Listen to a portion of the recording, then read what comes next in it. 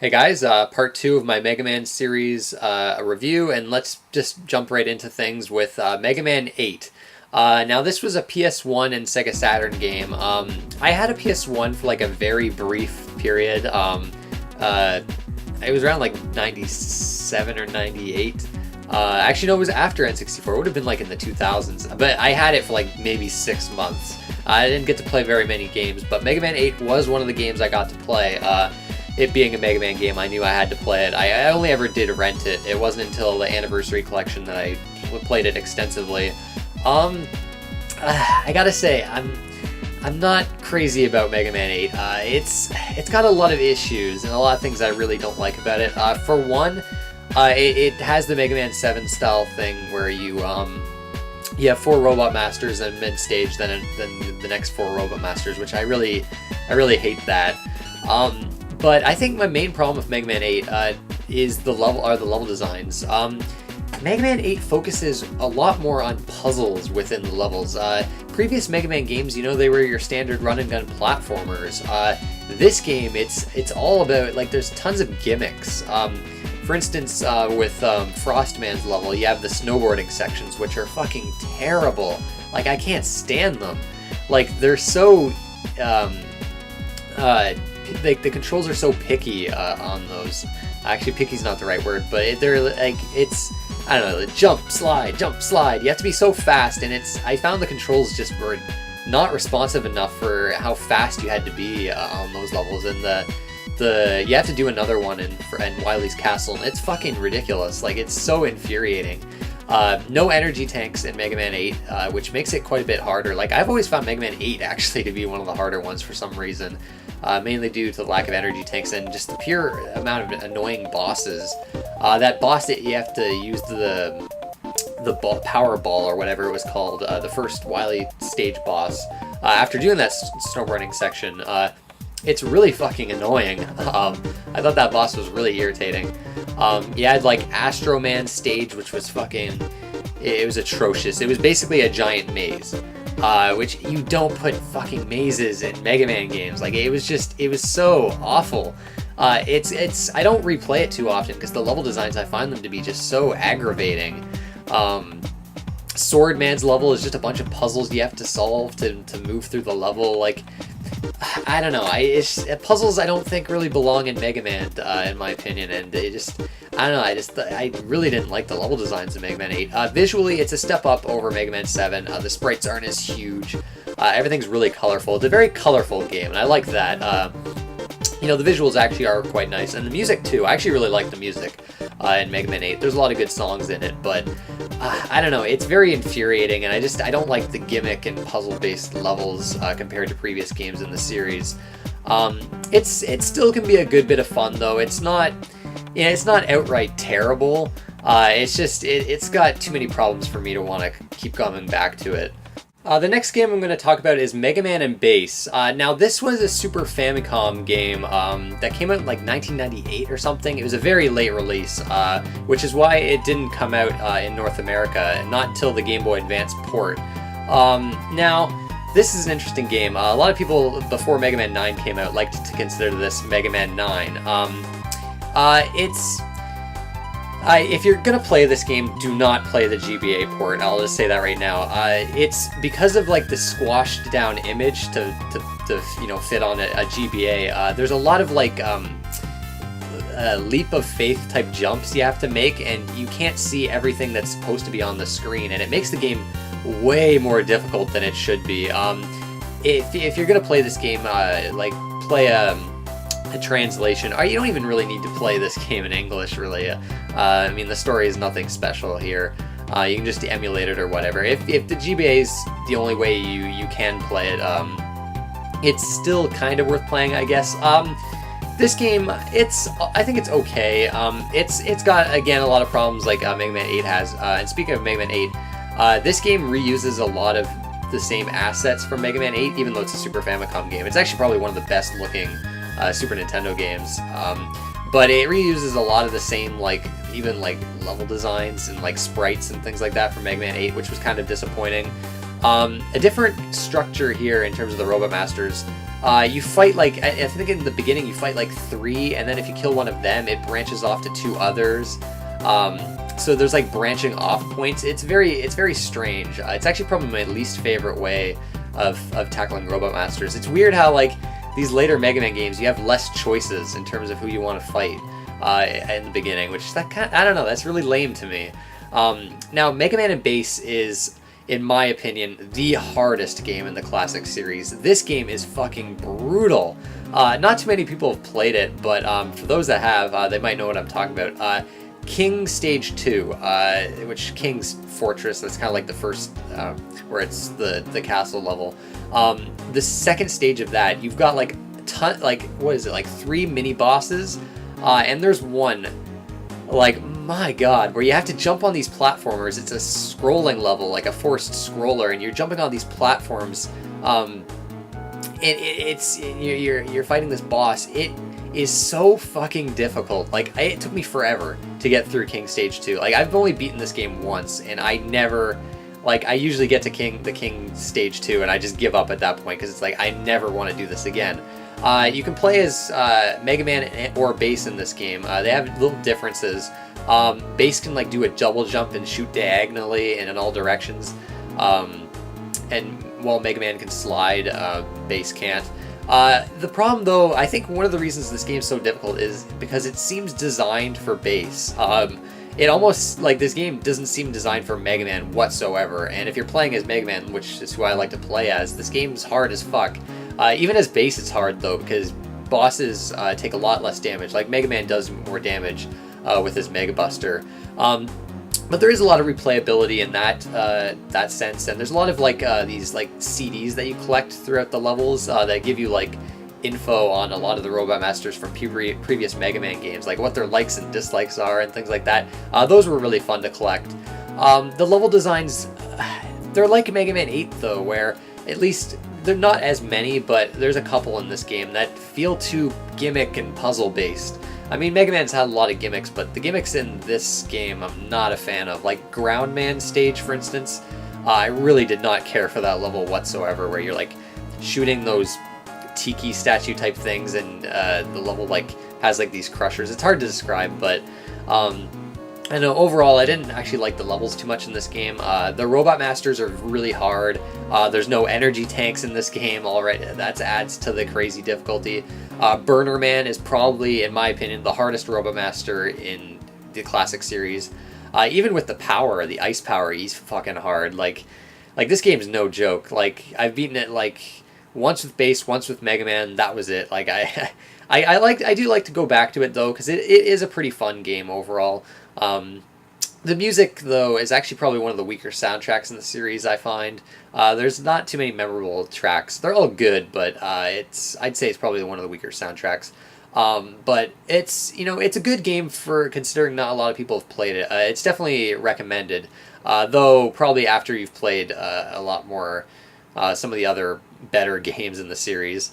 But yeah, after this game, it was a long time until we saw another Mega Man game. After this, people just assumed the Classic series was dead.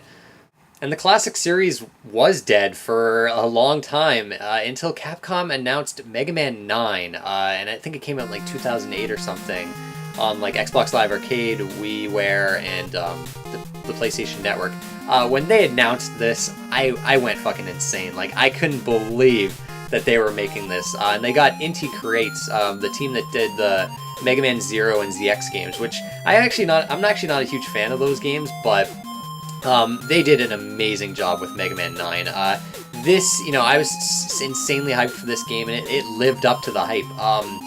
It gets the feel of those classic Mega Man games so right. The level designs are fantastic. This game's challenging. Honestly, it's probably one of the harder games in the Classic series. The first playthrough I did, I remember I died a lot. It took me a while to get the hang of things. I remember I was so obsessed with it, like I'd get all the achievements. The only one I didn't get was beating it without getting hit, because that's like damn near impossible. I could never do that. I got all the rest, like beating the game 5 times in one day, beating the game in less than an hour. like beating the game without dying. Like, it did all the achievements. I was just obsessed with the game. Like, I played it for weeks on end. You know, great robot masters. You know, like I said before, the level designs were fantastic. They decided to stick with, like, the Mega Man 2 template, and it feels a lot like Mega Man 2 in a lot of ways. In fact, a lot of the music is kind of reused from that game. You can only jump and shoot. There's no slide. There's no shard shot, which I'll admit, a lot of people were happy with that. You know, I like I said before, I kind of like the charge shot and the slide. I would have at least liked the slide to be in the game. I guess one thing I will say that's kind of, I'm not big on this, like, there's a bit too many mini bosses in Mega Man 9, I thought. I don't know, a bit too many mini bosses for my taste. But overall, a really well designed game. The story had a lot of humor to it. The music, I was skeptical of the music going in because I felt like, you know, the Mega Man series has always had consistently good music, and I thought they couldn't possibly, the music in this game couldn't possibly live up to the original NES games, and it did. The music actually blew me away. Like, there's a lot of catchy songs on Mega Man 9. It brought me such nostalgic memories playing through the game. It was a blast from start to finish. I've played through it so many times, actually probably more than any other game in the Classic series. But a lot of that's due to the achievements. This game really was a dream come true for Mega Man fans. And it's great that it turned out as well as it did. There's a female robot master, Splash Woman. You know, it was just a really fun, you know, great throwback to those games. It controlled perfectly.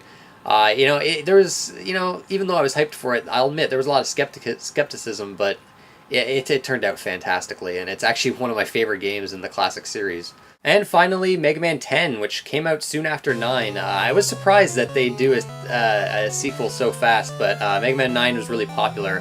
One thing I forgot to say about Mega Man 9, there was a shop, which, again, that was kind of a disappointment too, because I've never been big into the shop feature, but there was, you know, it's optional. You can pretty much avoid it. Likewise with Mega Man 10. Mega Man 10, I know a lot of people were disappointed with this compared to Mega Man 9. I'll be honest, I actually like it better than Mega Man 9. Mega Man 10 I fucking loved. It's you know, it's generally more of the same. I kind of wish like they would have added like the charge shot or the slide for this one. And I guess the robot masters aren't as interesting. But to me, I don't know, I thought the level design was a little more, I don't know, I liked it better in this game. The difficulty was toned down. There's even an easy mode in Mega Man 10, which makes it a good starting point for someone wanting to get into the series.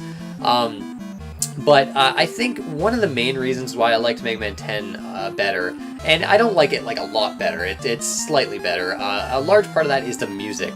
I thought the soundtrack in Mega Man 10 was phenomenal. Like I said before, like Mega Man 9 I thought reused a bit too many Mega Man 2 songs, although the ones that were there that weren't from that game were really good. Mega Man 10 has a very quirky and eclectic soundtrack, like Sheepman's theme, for instance. When I first heard that song, I was like, whoa, this is weird, I like it. A lot of people, I don't think, really like that song, but I love it. There's a lot of just really strange songs. Like, it reminded me of like Mega Man 3's soundtrack, Mega Man 10. A lot of really catchy but quirky songs, like Chillman's theme I fucking love. Solar Man's theme, it's too good, it's too good. I really wasn't expecting the soundtrack to be so much better for Mega Man 10, although I think a lot of people might still actually disagree with me. Mega Man 10 was the same as 9, I was obsessed with the achievements, I went and got them all. Mega Man 9 and 10 had like a lot of DLC. I think 10 you could play as Proto Man and Bass. I never bothered with that stuff. I've always preferred playing as Mega Man in these games. It's the same with like the X games. I never liked playing with Zero in the X games. I always went with just X. I don't know why I'm like that, I just am, but I mean, there's not too much to say about Mega Man 10. I mean, it is generally more of the same, but I thought it was just slightly better in almost every way. But yeah, Mega Man 10, you know, after that, there's been nothing since. You know, Inti Creates is still around. I mean, they could do a Mega Man 11, but I guess Kenji Inafune was still with Capcom at the time this came out, so I guess Mighty Number 9. That's the Mega Man 11. That's the next Mega Man game. Super excited for that. But yeah, that's basically covers the whole series, at least in terms of the classic series. I do want to mention and talk briefly about the Mega Man games on the Game Boy, though. So there were 5 Mega Man games that released on the Game Boy. Mega Man 1 through 5. Now, Mega Man 1 to 3 were like kind of like remixed versions of like the NES games. Like I think Mega Man 1 was like Mega Man had like Mega Man 1 and 2 Robot Masters. Like you fought 4 Mega Man 1 Robot Masters, then you did like I think a mid stage, and then there was like 4 Robot Masters from Mega Man 2. And then Mega Man 2 had like 4 Robot Masters from Mega Man 2, and then 4 from Mega Man 3, and it kept going like that until Mega Man 4, which I thought was interesting. And the levels were different; like they weren't the same as the NES games. The Game Boy games, I find them to be actually pretty fun. They've got some issues. Everything's really like close up, so the levels aren't as complicated. But at the same time, they're a lot harder. Like I thought the Game Boy games were far tougher than the NES games, and a lot of that has to do with your health bar. It's a lot smaller than the NES games. Like you take more damage, and I don't know, the levels are just harder. There's a lot more lag, unfortunately. I mean, the Mega Man games have always been known for a lot of slowdown, but the Game Boy games took this to extreme degrees. In fact, they might. I haven't. It's been a while since I've played them, but they might honestly be almost unplayable at this point. I'm not sure. I know we were supposed to get a compilation of Mega Man 1 to 5 on Game Boy for Game Boy Advance, I think it was. Some anniversary collection for that, but it was canceled, unfortunately. Now, Mega Man 2, from what I remember, was notable for having an atrocious soundtrack. I'm going to try to put up a song during right now or before this from that game. It is one of the most, like, it's like nails on a chalkboard. Like, it is awful. It's really something to be heard. But Mega Man 4 and 5 I want to talk about a bit. Mega Man 4, like Mega Man 1 to 3, it just had like Robot Masters from 4 and 5. But it was a lot higher quality than Mega Man 1 to 3. But I guess the main one I want to talk about, though, is Mega Man 5. Mega Man 5 wasn't just 5 Robot Masters from Mega Man 5 and then Robot Masters from Mega Man 6. It had all new Robot Masters based on planets, all new levels. You had even like your Mega Buster worked in a different way, where it had like it was like more of a close range weapon. I think they called it the Mega Arm in this one, and you could play this game in color too if you played it on what was it, on Super Game Boy, maybe through Super Nintendo.